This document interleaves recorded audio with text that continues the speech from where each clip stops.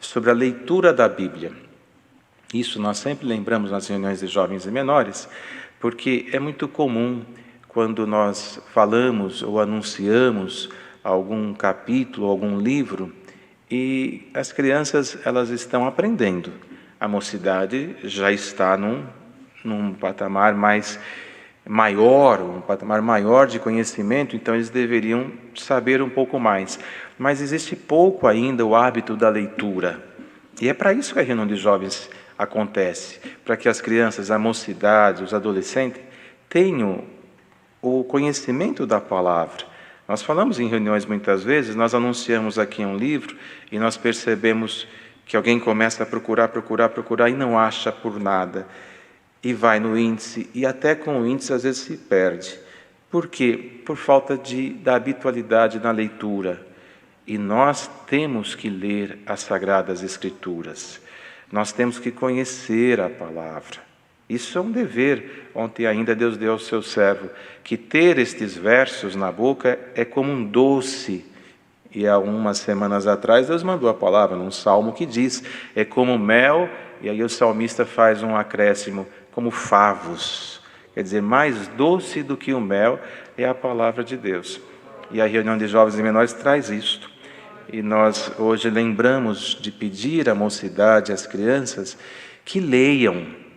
A leitura da palavra faz com que o jovem, a criança, aprenda sobre as coisas sagradas. E o jovem, por incrível que pareça, os irmãos podem até observar isso, a leitura bíblica é algo tão perfeito, criado pelo Senhor através dos servos da antiguidade que ele se usou, dos homens de Deus, que ela não é específica para um doutor e nem simples demais para ele. Não é complicada para um indouto e tampouco simples mais para ele.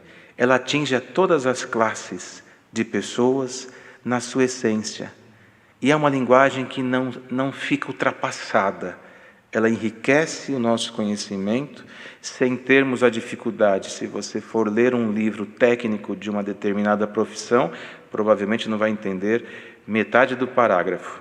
Mas se ler a palavra com a comunhão que nós devemos estar na leitura, os céus vai abrindo sobre nós e nós vamos conhecendo. Foi assim com os apóstolos. Um servo que Deus tanto se usou na pregação foi Pedro.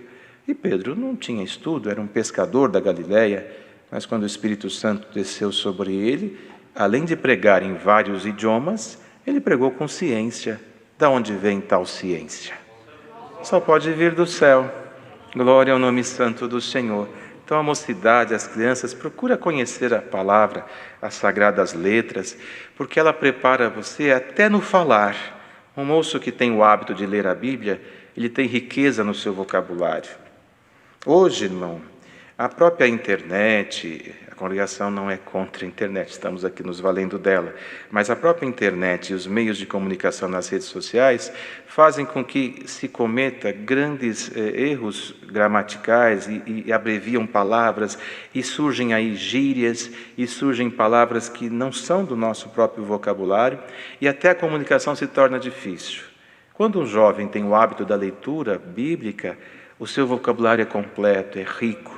Ele não precisa usar gírias, ele conhece a sua própria língua, além da língua terrena, que é a sua língua mãe, a língua dos céus, que nos fala sobre as coisas sagradas. Desperta isso na sua criança, desperta isso nos seus jovens. E é tão simples isso, irmão, é um hábito simples. E nós vamos agora propor para os pais que estão aí em casa. Vamos ver se vocês vão aceitar essa proposta. Deus deu do nosso caro irmão que atendeu o culto sobre esse ensinamento dias atrás, falar sobre o livro de Provérbios, 31 capítulos, o mês tem 30 dias, 31 dias e assim por diante.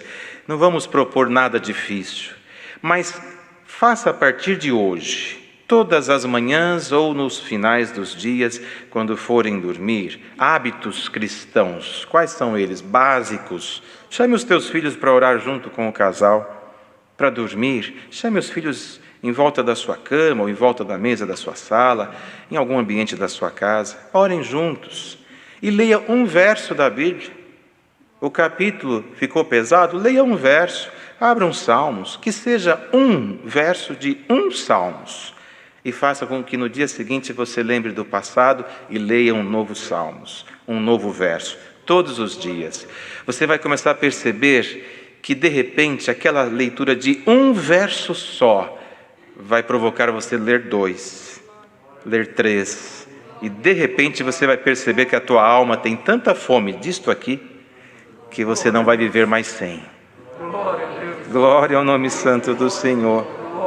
E vocês que estão aí com o papai e a mamãe aí junto, agarradinho no sofá de casa, numa cadeira, na área, olha para o papai e diz para ele: me ajuda a ler a Bíblia, e cobra ele, mas cobra.